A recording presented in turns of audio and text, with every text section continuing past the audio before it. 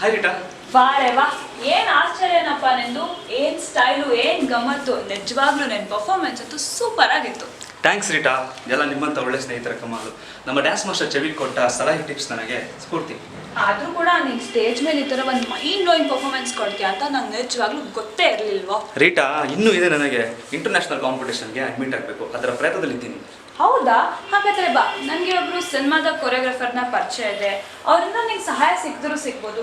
ನಾನು ನಿನ್ಗೆ ಇವತ್ತೇ ಅವ್ರನ್ನ ಪರಿಚಯ ಮಾಡ್ಕೊಡ್ತೀನಿ. ಹೌದಾ? ಸರಿ ನಡಿ.